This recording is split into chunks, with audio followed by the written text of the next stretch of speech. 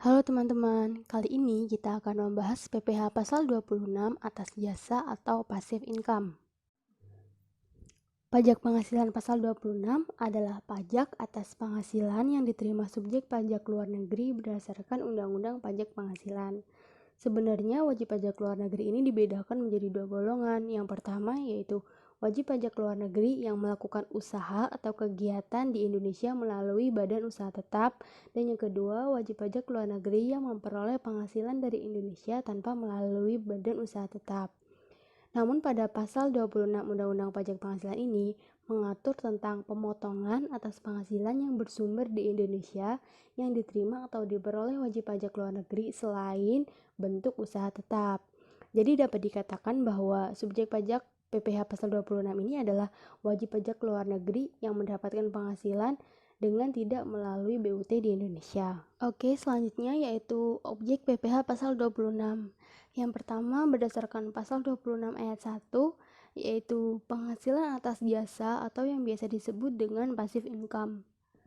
Penghasilan ini dikenakan tarif 20% dari jumlah bruto. Yang kedua, berdasarkan pasal 26 ayat 2, yaitu penghasilan yang diperoleh dari penjualan atau pengalihan harta di Indonesia, kecuali yang diatur dalam pasal 4 ayat 2, dan premi asuransi yang dibayarkan kepada perusahaan asuransi luar negeri. Penghasilan ini dikenakan tarif 20% dari perkiraan penghasilan neto. Yang ketiga, berdasarkan pasal 26 ayat 2A, yaitu penghasilan yang diperoleh dari penjualan saham di dalam negeri yang diterima oleh wajib pajak luar negeri, dan penjualan atau pengalihan saham sebagaimana dimaksud dalam pasal 18 ayat 3C. Penghasilan ini juga dikenakan tarif 20% dari perkiraan penghasilan neto. Yang terakhir, berdasarkan pasal 26 ayat 4, yaitu branch profit tax. Tarifnya 20% dari penghasilan kena pajak sesudah dikurangi pajak atas suatu bentuk usaha tetap yang ada di Indonesia. Kita akan membahas lebih dalam mengenai penghasilan yang diterima dari jasa atau passive income. Berdasarkan PPh pasal 26 ayat 1, pada umumnya yaitu pemotongan PPh terhadap wajib pajak luar negeri yang menerima atau memperoleh penghasilan dari Indonesia. Jadi bentuk penghasilan yang dipotong ini pada umumnya hampir sama dengan objek pemotongan PPh pasal 21 dan PPh pasal 23. Namun yang membedakan adalah penerima dari penghasilan ini, di mana penerima PPh pasal 26 adalah wajib pajak luar negeri. Selanjutnya, kita dapat mengetahui siapa saja sih yang dapat menjadi pemotong dari wajib pajak luar negeri berdasarkan PPh pasal 26.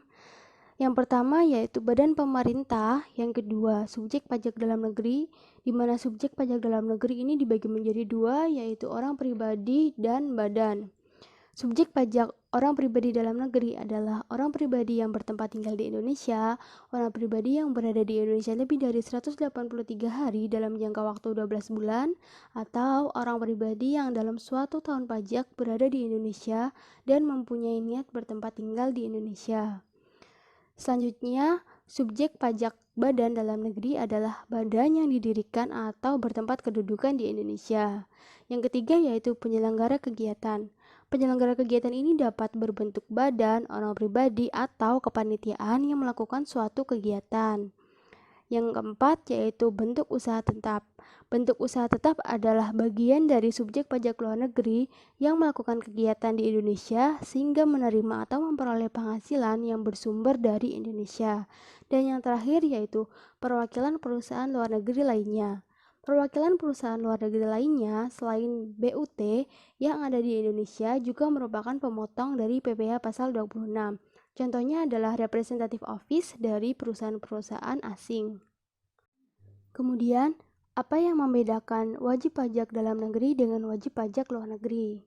Dapat kita ketemukan dalam pasal 2 ayat 4 huruf B Undang-Undang PPh yang dimaksud dengan subjek pajak luar negeri atau wajib pajak luar negeri selain BUT adalah orang yang tidak bertempat tinggal di Indonesia, orang pribadi yang berada di Indonesia tidak lebih dari 183 hari dalam jangka waktu 12 bulan, dan badan yang tidak didirikan dan tidak bertempat kedudukan di Indonesia yang mendapat atau menerima penghasilan dari Indonesia tidak dari menjalankan usaha atau melakukan kegiatan melalui bentuk usaha tetap di Indonesia. Jadi wajib pajak luar negeri ini seperti mendapatkan penghasilan dari Indonesia tanpa perlu melakukan kegiatan usaha di Indonesia melalui BUT.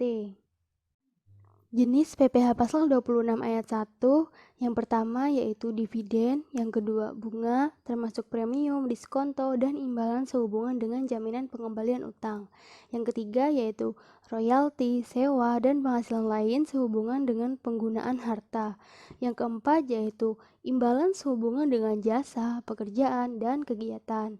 Dan yang kelima yaitu hadiah dan penghargaan. Yang keenam yaitu pensiun dan pembayaran berkala lainnya.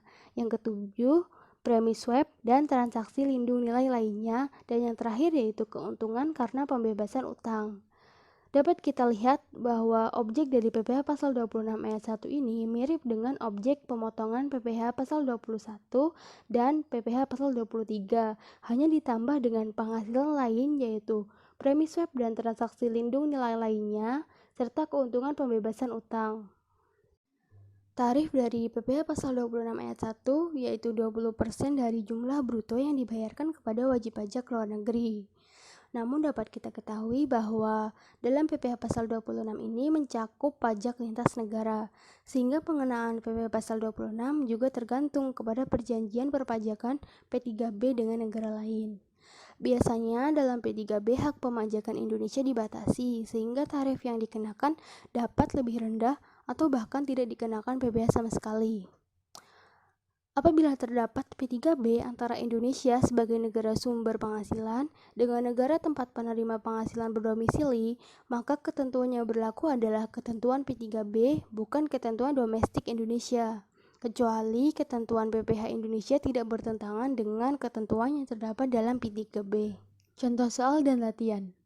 PT Cantiku dengan BWP sebagai berikut yang beralamat di Jalan Wijaya Kusuma nomor 1 Jakarta Utara pada tanggal 10 Juli 2020 mengumumkan pembagian dividen kepada pemilik saham. Tuan Steven yang merupakan warga negara Australia dan tinggal di Jalan Chiang Street 90 Australia mendapat pembagian dividen sebesar 200 juta rupiah.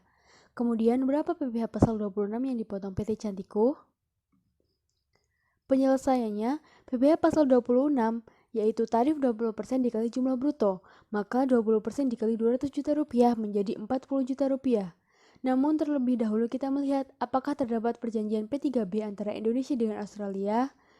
Ternyata terdapat P3B antara Indonesia dengan Australia di mana tarif dividen yaitu 15%. Maka PPh pasal 26 yang dapat dipotong PT Cantiku yaitu 15% dikali 200 juta rupiah menjadi 30 juta rupiah. Kemudian kita buatkan bukti potong untuk Tuan Steven. Yang pertama kita isi nomor bukti potongnya, kemudian data si pihak yang dipotong, kemudian kita masukkan di jumlah penghasilan bruto, uraian dividen, tarifnya 15% sesuai dengan P3B antara Indonesia dan Singapura, dan PP yang dipotong 30 juta rupiah.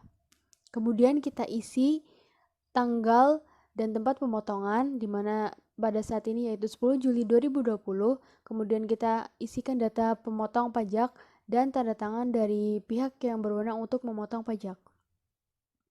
Lalu kita buatkan bukti pemotongan, kita masukkan di PPh pasal 26 yaitu sebesar 30 juta rupiah, kemudian kita masukkan data pemotong pajak dan tanggal pembuatan. Kemudian tidak lupa kita masukkan tanda tangan dan cap. Selanjutnya kita membuat SSP atau surat setoran pajak. Yang pertama yaitu kita mengisikan data dari pemotong pajak tersebut, kemudian masa pajak pada bulan Juli, dan uraian pembayaran yaitu PPh pasal 26 atas dividen kepada wajib pajak luar negeri, kemudian tahun pajak 2020, jumlah pembayaran 30 juta rupiah, kemudian kita isikan wajib pajak atau penyetor pajak tersebut, dan penerima pembayaran.